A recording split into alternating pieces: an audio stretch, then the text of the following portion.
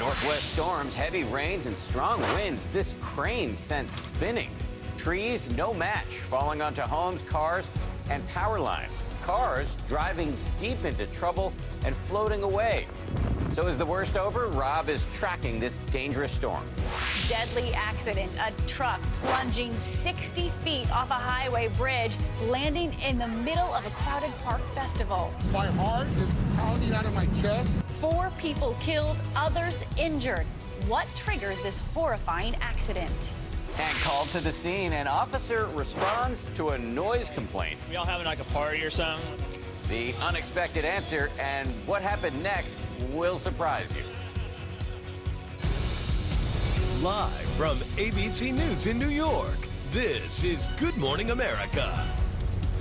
Hey, good morning. We're going to get right to our top story. Even after the Access Hollywood tape and even after the growing number of women who are accusing Donald Trump of sexual misconduct, the race for president is apparently still close. That's right. According to a new ABC News Washington Post poll, Hillary Clinton leads Donald Trump by 4 points, which is within the margin of error. There are, though, some worrying signs in this poll for Trump. We're talking about enthusiasm for his candidacy. It has fallen by 12% among his supporters, and 2/3 of registered voters reject his claim that he did not make unwanted sexual advances towards women. Meanwhile, Trump has been out on the stump this weekend making some unfounded charges that are raising eyebrows this morning. So we're going to kick our coverage off here this morning with ABC's Mary Bruce, who's in our Washington bureau. Mary, good morning to you. Good morning. Well, Donald Trump is pointing fingers this morning at the media, his accusers, and his opponents, suggesting without evidence that they're in cahoots, saying the system is rigged against him. And in a new line of attack, he's now making the unfounded claim that Hillary Clinton may be on drugs. I think she's actually getting pumped up, if you want to know the truth. With the final debate around the corner, Donald Trump says Hillary Clinton might have an unfair advantage: drugs. At the beginning of her last debate, she was all pumped up at the beginning. And at the end, it was like, oh, take me down. Trump suggesting they should face off before their big face-off Wednesday night. I think we should take a drug test prior to the debate. With just 23 days to go, Trump is crying foul, saying he is the victim of a conspiracy to deny him the election. The election is being rigged by corrupt media pushing false allegations and outright lies in an effort to elect Hillary Clinton president. In response, the Clinton campaign saying in a statement, the electoral system is free, fair, and open, and should be encouraged, not dismissed or undermined, because a candidate is afraid he's going to lose. Trump is on the attack as a growing number of women accuse him of sexual misconduct. False stories, all made up. Lies, lies. Trump is fiercely fighting back, going directly after his accusers, like Jessica Leeds, who says Trump groped her on a plane in the 80s. How about this crazy woman on the airplane? Okay? I mean, can anybody believe that one? Leeds says the inappropriate behavior lasted 15 minutes, but Trump says his supporters wouldn't tolerate such boldness. 15 minutes?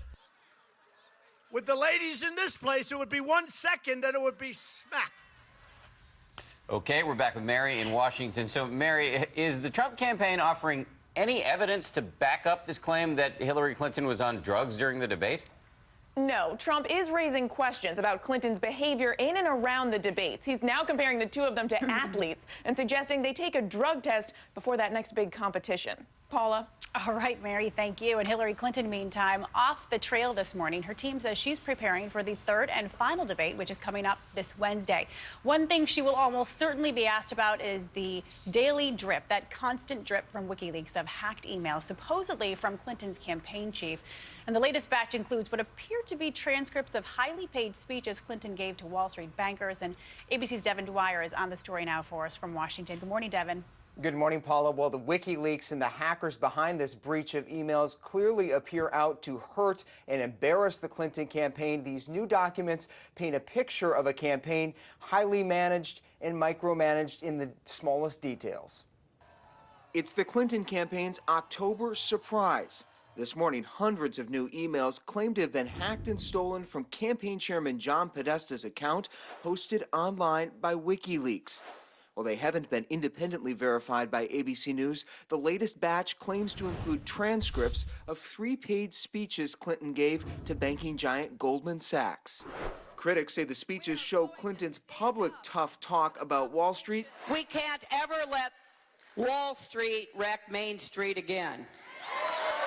Is a lot less tough in private when paid a $225,000 speaking fee.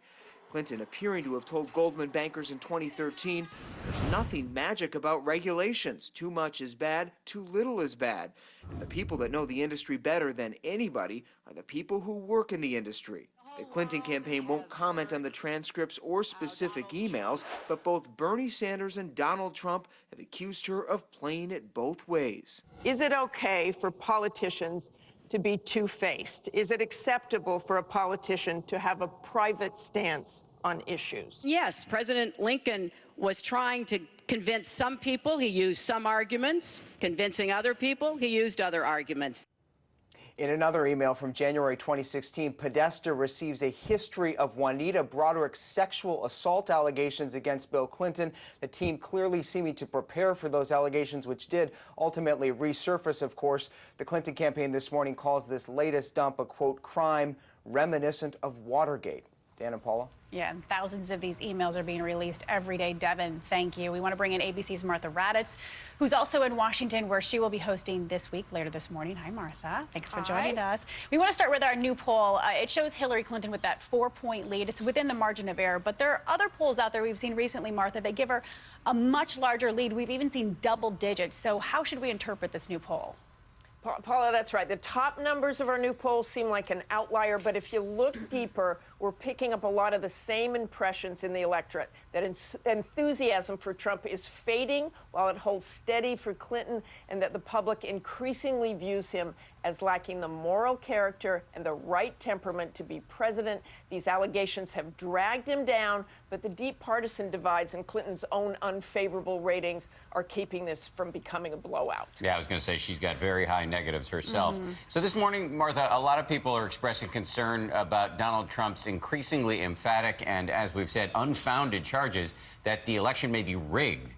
The Associated Press has a story out this morning that says, quote, it undercuts the essence of American democracy. How so? Well, in over 200 years of democracy in America, peaceful political transition between one administration and the next has been critical. And critically, it has never been challenged until now. The danger of Trump's repeated, unsubstantiated claim about a rigged election is that it undermines the public's faith in our democracy itself, and that can have a very destructive consequence. And Martha, as a seasoned debate moderator, we know that the WikiLeaks continues to release these apparently hacked emails from Clinton's campaign chief. How big of an issue is this going to be for her at Wednesday's debate, which is the final presidential debate? Well, there's no doubt that if not for Trump, this would be the October surprise we'd all been talking about. It's a big issue, Paula, and one that Trump will hammer home on the debate stage Wednesday, because even without a real smoking gun in it, it paints the picture that many already have of Secretary Clinton, an insider politician with a public and private stance on issues. Paul and Dan. Speaking of debate stage, let us just add our voices to the chorus. Martha, you did a great job last Sunday night at the debate.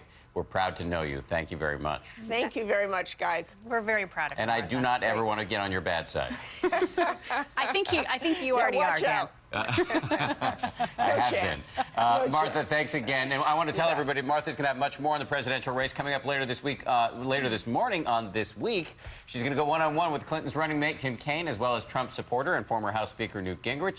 That's coming up later this morning right here on ABC. She is such a class act and Indeed. such a wonderful colleague. Meantime, there are significant storms that are bruising the Northwest right now, one right after the other. We're talking downed power lines and toppled trees, and Rob is here with the forecast. Good morning, Rob. Good morning, Paula. This was an old typhoon. We tracked all the way across the Pacific, and it did damage, especially across the Willamette Valley of Oregon. This is a scene from Portland where trees are down all over the place. In this house and outside the house, and over 120,000 people without power at one point. Winds gusting in near 60 miles an hour in the valley, 80 miles an hour on the coast, and over 100 once again in the Coast Range. There it is, speeding up a little bit as it cruised past Seattle. So Western Washington not getting it as bad as Western Oregon, but San Francisco seeing a number of flights canceled with winds gusting there to 40 miles an hour. And that wind energy is pouring down all the way into Southern California and in through Colorado and Wyoming as well. And another batch of rain coming in. Could see another ½ foot of rain expected across Oregon and Washington. And we find our Neil Karlinski live for us in Seattle with more on the storm. Good morning, Neil.